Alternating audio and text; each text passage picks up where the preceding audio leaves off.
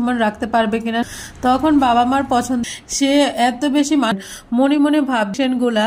পরে লাঞ্চে সেম ভিডিওটা ভালো লাগলে লাইক শেয়ার। এমন একটা যুগে এসে পড়েছি আমরা, প্রেম করলে মানুষ সিরিয়াস কনফারেন্সে থাকে কাকে বিয়ে করব, প্রেমিকে বিয়ে করব নাকি বাবা মার পছন্দের ছেলেকে বিয়ে করবে। সেই কনফারেন্সে প্রেম করার সময় আজকালকার কারো চিন্তাই থাকে না ছেলে কতটুকু যোগ্য আছে, ছেলে বিয়ে করতে পারবে কিনা, ছেলে কতটুকু যোগ্যতা সম্পন্ন আমার ফ্যামিলিতে এসে মান সম্মান রাখতে পারবে কিনা, সবার সাথে অ্যাডজাস্ট হবে কিনা। বিয়ে করার সময় সবার চিন্তা চলে আসে এই ছেলে তো আমার ফ্যামিলিতে এসে মিলে জিলে থাকতে পারবে না, মান সম্মান রাখতে পারবে না। তখন বাবা মার পছন্দের ছেলেকে বিয়ে করে ফেলে। এরপর যখন বাবা মা ছেলের সাথে যখন সংসার করতে পারে না, মনের মিল হয় না, তখন আবার মনে মনে একটু সুখের আশায় পুরান প্রেমিককে মিস করে, পুরান প্রেমিকের সাথে অনেকে তো আবার যোগাযোগ করে। এখন পুরান প্রেমিকের মনে তো সারা দুনিয়া চিন্তা, তুই আমার ছাইরা গেছিলে, তোর সংসার আমি ভাঙ্গা ছাড়বো। সেই আশায় সে কি করে, ওই মেয়ের সাথে পরকীয়া লিপ্ত হয়। নতুন নতুন অ্যারেঞ্জ বিয়ের সংসার করতে এসে প্রায় পাশে বিভিন্ন পরিস্থিতি পড়তে হয়। সে এত বেশি মানসিক অস্থিরতা ফিল করে সেই মেয়েটা, সে কোনটা ভালো কোনটা খারাপ সেটা বুঝতে পারে না। তখন সে পুরান প্রেমিকের সাথে মিস করতে থাকে ভালোবাসা, তখন অবৈধ সম্পর্ক স্থাপন করতে থাকে। অ্যাকচুয়ালি তার পুরান প্রেমিকের একমাত্র উদ্দেশ্য ছিল কিন্তু তাকে ব্যবহার করা। একটা কথা সারা জীবন মনে রাখবেন, আপনি যখন অন্যায় করেন খুব খারাপ একটা রূপ নিয়ে কিন্তু বের হবেই।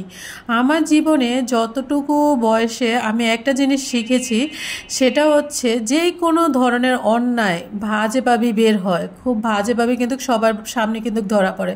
সো এই টাইপের রিলেশনগুলো কিন্তু কখনোই ভালো হয় না, কখনোই ভালো না। ধৈর্য ধরেন, আপনি যাকে বিয়ে করেন তাকে ইসলামের নাম নিয়ে বিয়ে করছেন, মনকে শক্ত করেন, মনে মনে ভাববেন এই লোক আপনাকে ভালো না বাসলে আপনার দায়িত্ব পালন করতেছে, আল্লাহও একদিন হাসরের ময়দানে ধাম দিবে। এই পবিত্র সম্পর্কগুলোকে সিট করে পুরান প্রেমিকের সাথে অবৈধ সম্পর্ক রাখা, এইটা হয়েছে অনেক খারাপ। আখিরাতে দাম পাবেন না, কোনো সময় দাম পাবেন না, আপনি হয়ে যাবেন নাপাক। তো এই জিনিসগুলা রিলেশনগুলা 101 বার চিন্তা করবেন। দুনিয়া যেই সব সুখের আশায় এইসব পরকীয়া করছেন, সেসব সুখ আসলে ক্ষণস্থায়ী।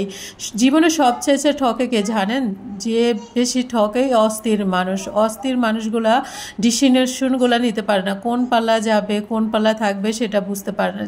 জীবনে অস্থির না করে স্থির হতে শিখেন। তো আজকে আমি একদম সিম্পল খাবার রান্না করছি। তো আমি আজকে দুপুরে লাঞ্চে সিম্পল খাবার করছিলাম, যেহেতু কালকে অনেক গরুর মাংস রান্না করছিলাম বেশি করে, যে আজকে খাওয়ার জন্য তো গরুর মাংস ছিল, ডাল রান্না করছি, টমেটো চাটনি করছি। আসলে আজকে খাবারটা এত বেশি আমি হয়েছিল কি বলবো, আমার হাজব্যান্ড তো খাচ্ছে আর বলতেছে অমিত হয়েছে, অমিত।